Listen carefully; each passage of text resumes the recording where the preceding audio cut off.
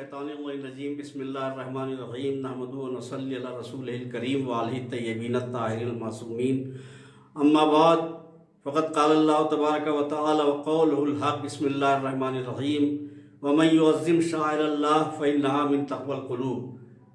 خالق کائنات کا ارشاد ہو رہا ہے کہ جو اللہ کے شعائر کی تعظیم کرے تو یہ شعائر کی تعظیم کرنا دلوں کے تقوی کا جز ہے۔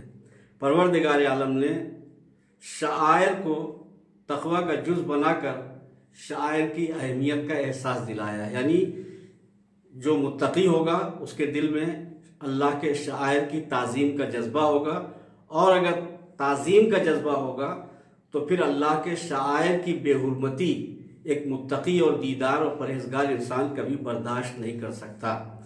اللہ کے بے شمار شعائر میں اہم ترین شعائر مقامات مقدسہ ہیں، معصومین کے روضے ہیں۔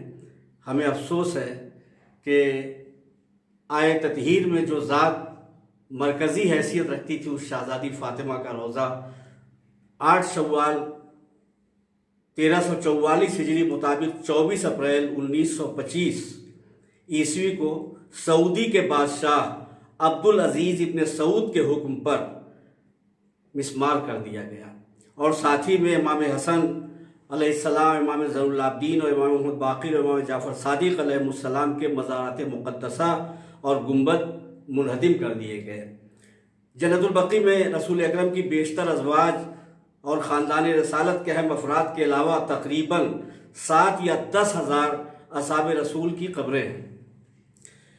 فاسق و فاجر طاقتوں کی عداوتوں کا مرکز اصل میں جنت البقیع نہیں بلکہ روضہ رسول اور خانہ کعبہ تھا۔ جنت البقیع تو انہوں نے اس لیے منہدم کیا تھا تاکہ مسلمانوں کی غیرت کا امتحان لے سکیں۔ اگر مسلمان خاموش رہ گئے اور کچھ نہ بولے اور خواب غفلت میں پڑے رہ گئے تو ان کا ارادہ یہی تھا کہ اس کے بعد روضہ رسول اور اس کے بعد خانہ کعبہ کو صفحہ ہستی سے مٹا دیں گے۔ لیکن جنت البقیع کے مسمار اور منہدم ہونے کے فوراً بعد اتنا زبردست احتجاج ساری دنیا میں پورے عالم اسلام میں بلا تفریق مسلک، یعنی مسلمانوں کے تمام فرقوں نے مل کر کے اتنا زبردست احتجاج کیا کہ جو بھیس بدل کر مسلمان اسلام کو مٹانے کے لیے وہابیت کی شکل میں آئے ہوئے تھے، ان کی راتوں کی نیندیں اڑ گئیں اور وہ اپنے منصوبے میں کامیاب نہ ہو سکے، اور وہ مسلسل اس کوشش میں لگے ہوئے ہیں کہ کب مسلمان غافل ہوں اور وہ کب اپنے منصوبوں کو پائے تکمیل تک پہنچانے میں کامیاب ہو جائیں۔ خیال رہے کہ 100 سال تقریباً 100 سال کا عرصہ گزرنے میں نسلیں بدلی ہیں، فکریں نہیں بدلی ہیں، یعنی وہ مر گئے جنہوں نے یہ مقدس روضے منہدم کیے تھے، لیکن ان کی نسلیں ہیں یا ان کی جگہ پہ اور بھی لوگ آئے ہوئے ہیں، لیکن فکریں نہیں بدلی ہیں اور فکر وہی باقی ہے۔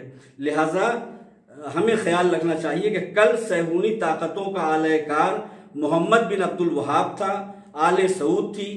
آج بھی غلط فتوے دینے والے لاکھوں ابن عبد الوہاب اور آثار اسلام کو مٹانے کا خواب دیکھنے والی آل سعود بھی ہے۔ ضرورت ہے کہ ہم سیسا پلائی ہوئی دیوار کی طرح اپنے موقف پر قائم رہیں اور ایک لمحے کے لیے بھی غافل نہ رہیں۔ یہ نہیں کہ 8 شوال کو احتجاج کر کے خاموش بیٹھ گئے، ایک لمحے کے لیے بھی غافل نہ رہیں، مستقل نظر رکھیں ہم دشمنوں کی سازشوں پر، اس لیے کہ وہ مسلسل نگاہ رکھے ہوئے ہیں ہمارے غافل ہونے پر کہ کب ہم غافل ہوں اور کب وہ اپنے منصوبوں کو پائے تکمیل تک پہنچائیں۔ ہمارا فریضہ ہے کہ ہم متحد ہو کر ظلم کے خلاف صدائے احتجاج بلند کریں۔ تاریخ گواہ ہے کہ سابقہ امتوں پر جب عذاب آیا تو وہ لوگ بھی ہلاک ہو گئے جو ظالموں کے ظلم میں ان کے شریک تو نہیں تھے مگر ان کے ظلم پہ خاموش تھے، تو خاموش رہ جانے والے بھی عذاب میں مبتلا ہوئے اور ہلاک ہو گئے۔ ہر زمانے میں باغیرت اور زندہ ضمیر افراد ظلم کے خلاف کھڑے ہوئے ہیں۔ انہوں نے وہ مضبوط احتجاج کیا کہ ظالم کے قدم آگے نہ بڑھ سکے۔ حق کی طرفداری اور ظلم کے خلاف صدائے احتجاج بلند کرنے کے جرم میں اہل حق کو زنجیروں میں جکڑا گیا۔ انہوں نے قید خانوں میں تڑپ تڑپ کر دین کی پاسبانی میں اپنی جان دے دی۔ حق پرستوں کے خون کے گاروں سے دیواریں بنائی گئی، دار و رسن اور خنجر و مقتل کا خوف دلا کر ان کی آواز کو دبانے کی کوشش کی گئی، لیکن ارباب حق نے اپنی زندگیوں کا نذرانہ پیش کر کے اسلام بچا لیا۔ ہم حسینی ہیں، ہم حسینی ہیں، ہم حسینی ہیں۔ دشمنوں کے مقابلے میں اپنی قلت پر کبھی بھی خوفزدہ نہیں ہونا چاہیے۔ آپ کبھی بھی اپنے کو تعداد میں کم نہ سمجھیے، آپ کبھی اپنے کو بے سر و سامان نہ سمجھیے۔ ہمارا محافظ ہمارا پروردگار بھی ہے، اور پردہ غیب میں ہمارا امام، ہمارا پاسبان اور ہمارا محافظ ہے۔ دار و رسن اور خنجر و مقتل کا خوف دلا کر اہل حق کی آواز دبانے کی کوشش کی گئی، لیکن انہوں نے اپنی زندگیوں کا نذرانہ پیش کر کے اسلام بچا لیا۔ ہم حسینی ہیں، دشمنوں کے مقابلے میں اپنی قلت پر کبھی بھی خوفزدہ نہیں ہونا چاہیے۔ ہماری تعداد کم ہو سہی، ہمارے پاس اسلحے نہیں، ہمارے پاس ظاہری سر و سامان نہیں، لیکن ہم کمزور نہیں ہیں، ہم لاوارث نہیں ہیں۔ ہمارا محافظ ہمارا پروردگار ہے، اور ہماری حفاظت کے لیے پردہ غیب میں ہمارا امام ہے۔ لہٰذا جتنے طاقتور ہمارے محافظ ہیں دشمنان اسلام کے پاس، اس کے مقابلے میں نمرود اور شداد کے برابر بھی طاقت نہیں ہے۔ اور ہمارے پاس وہ طاقت ہے جس نے نمرود کو بھی برباد کیا اور شداد کو بھی ہلاک کر دیا اور ختم کر دیا اور ان کے غرور کو خاک میں ملا دیا۔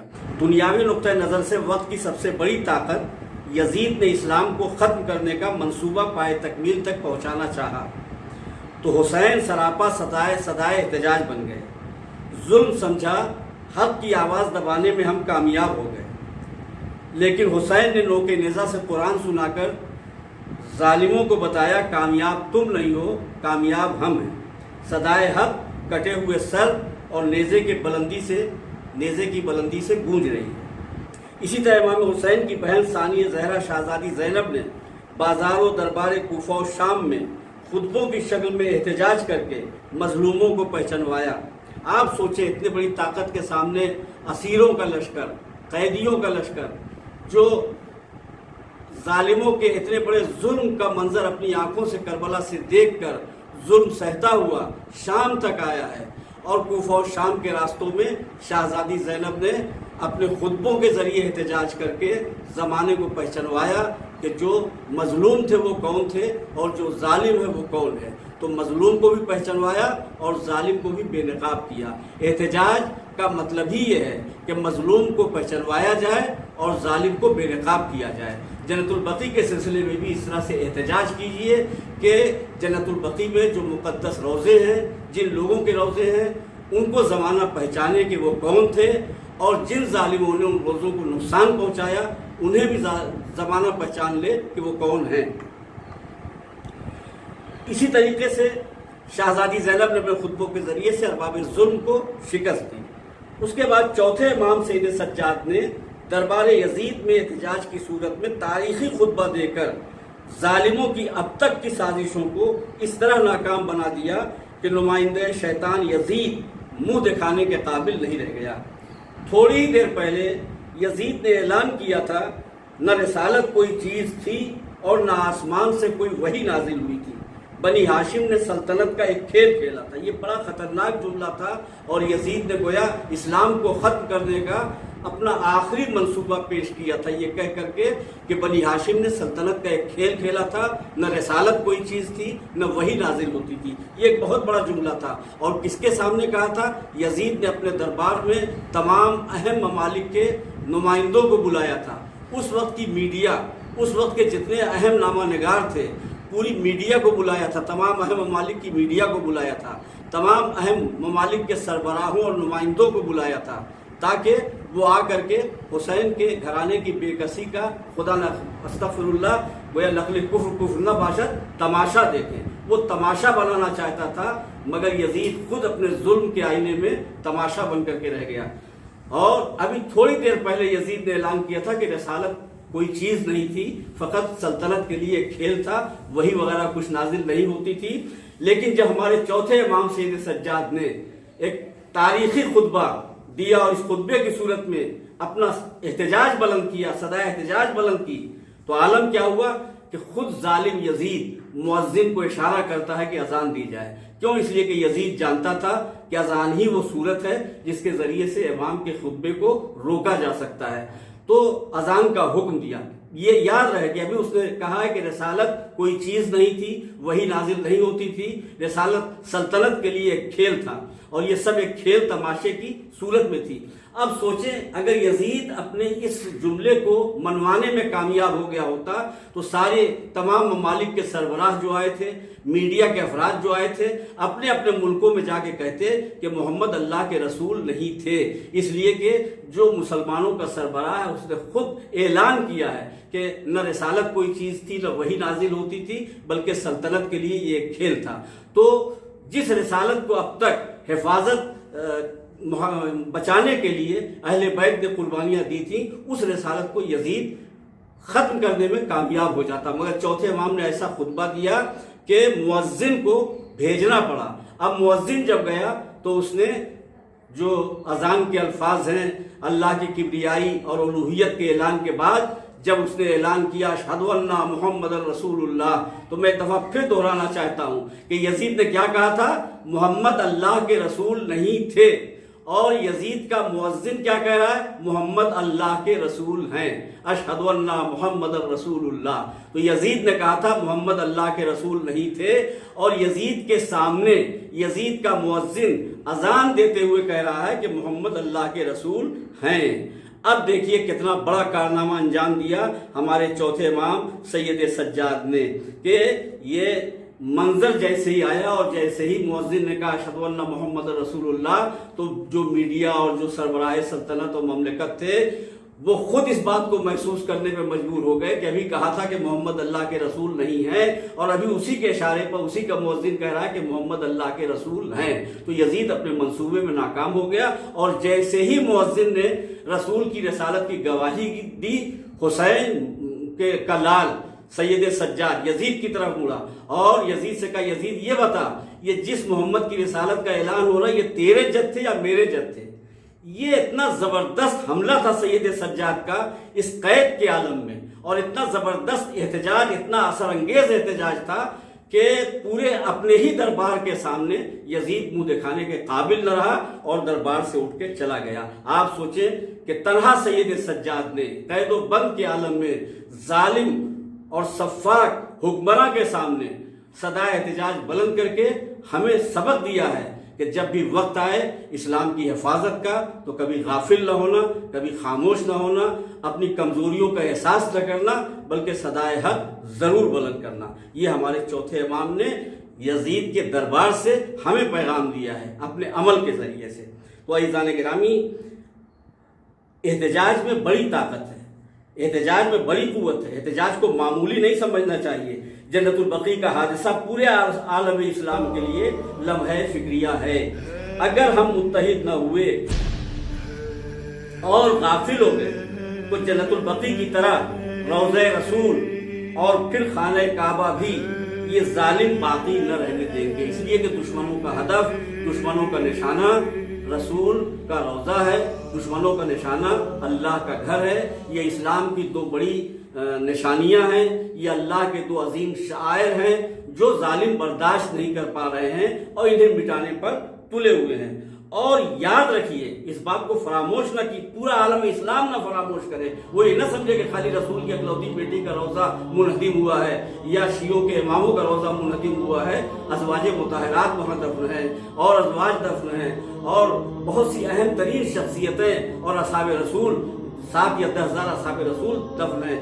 یاد رکھیں آپ، اگر دشمن جنت البقیع کو منہدم کرنے کے بعد روضہ رسول اور خانہ کعبہ کو مٹانے میں کامیاب ہو گیا تو دنیا کے تمام ممالک میں، دنیا کے کسی حصے میں کسی بزرگ کا کوئی مزار باقی نہیں رہ جائے گا، کسی صوفی کا، کسی بزرگ کا، کسی مرکز عقیدت کا کوئی روضہ، کوئی مزار باقی نہیں رہ جائے گا۔ اس لیے کہ جب رسول اللہ کے دین کا جو رسول تھا اسی کا روضہ جب لوگ پامال کر دیں گے اور منہدم کر دیں گے تو کسی پیر فقیر کا روضہ یا ان کی زیارت گاہ یا مزار باقی نہیں رہنے دیں گے۔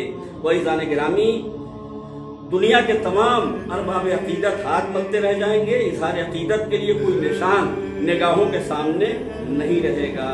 لہذا میری تمام ارباب قلم، اہل فکر، اہل دانش उलमाए कराम, मुकर्रिरीन ज़वील एहतराम, अरबाब क़ुव्वत व इक़्तिदार, अहले दौलत व सरवत, तमाम दीनी इदारों और तमाम मातमी अंजुमनों से गुजारिश है कि अपनी पूरी ताकत, अपनी पूरी क़ुव्वत के साथ इस एहतजाज में शरीक हों। आज के इस दौर में ये एहतजाज करना जिहाद है, दीन का जिहाद है, और इस जिहाद में जितनी ताकत आप में हो, अगर एक गांव में एक घर है, 2 घर है, तो वो उसी हिसाब से एहतजाज करें। और अगर एक महल्ले में, एक शहर में बहुत सी अंजुमनें हैं, तो सारी अंजुमनें एक साथ मिल के एहतजाज करें, ताकि दुनिया की तमाम ताकतों को आपके एहतजाज का और उसकी शिद्दत का और ताकत का एहसास हो सके और इन मुक़द्दस रोज़ों की असर नौ तामीर हो सके। देखिए, दुश्मनों के मुकाबले में हम बहुत कम हैं, हमारे पास न असलहे हैं, न लश्कर हैं, फिर भी हमें तदबीर से गाफिल नहीं रहना चाहिए। एकदम खामोश बैठ जाए और ये इंतज़ार करें कि बस अल्लाह जब चाहेगा तो तामीर हो जाएगा, वो तो अल्लाह जब चाहेगा तामीर हो जाएगा। जनाब सैयदा या वो मुक़द्दस अफराद जो वहाँ दफन है, वो इस बात के मुहताज नहीं है कि हम तदबीर करें और हम कोशिश करें। ये तदबीर इस बात का इजहार होगी कि हम अजर रिसालत का जो दावा कर रहे हैं अदा करने का, अजर रिसालत अदा करने का जो दावा कर रहे हैं, हम अपने दावे में सच्चे हैं। ये हमारी मोहब्बत का इजहार होगा, ये हमारी अकीदत का इजहार होगा। लिहाजा अपनी कमजोरी या किल्लत का एहसास खुद पर गालिब ना आने दीजिए, न डरिए, न घबराइए, तदबीर मुसलसल करते रहिए, खुदा पे एतमाद रखिए। अहले हक के साथ खुदा की ताकत है और इलाही ताकत की सुन्नत ये रही है कि बड़ी बड़ी ताकतों को छोटी ताकतों से मारा है। अबरहा के लश्कर को अबाबीलों के लश्कर के जरिए फेंकी गई छोटी छोटी कंकरियों के जरिए तबाह बर्बाद किया है।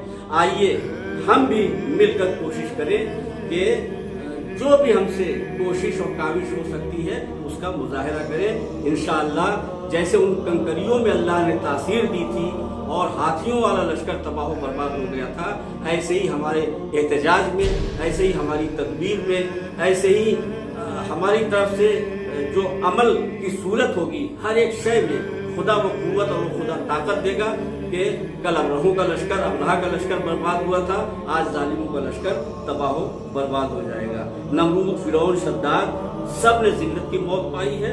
वक्त के नमरूद और शद्दाद भी बाकी नहीं रहेंगे, उन्हें भी सजा मिलेगी। आज भी ये न समझें आप कि वो शख्सियतें हमारी मोहताज हैं।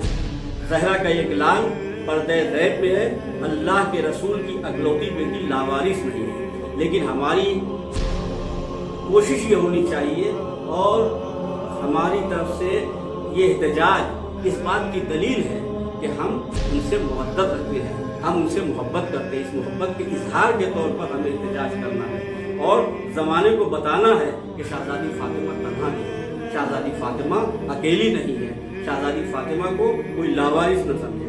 इंशाअल्लाह वो दिन ज़रूर आएगा जब जन्नतुल बक़ी के मुक़द्दस रोज़े फिर पूरी आन बान शान से तामीर होंगे और अरबाबे मवद्दत का पूरा लश्कर अपने वक्त के इमाम के साथ खातून जन्नत की बारगाह में सलाम अर्ज़ कर रहा होगा। इंशाअल्लाह परवरदिगार आलम हम सबको तौफीक अता फरमाए मोहब्बत अहले बैत की, उनके गम में गमज़दा हों, उनकी खुशियों में खुश रहें और इंशाअल्लाह परवरदिगार हमारी निजात का सामान फराहम करे, आक़िबत बख़ैर करे और इमाम ज़माना अलैहिस्सलाम के नासिर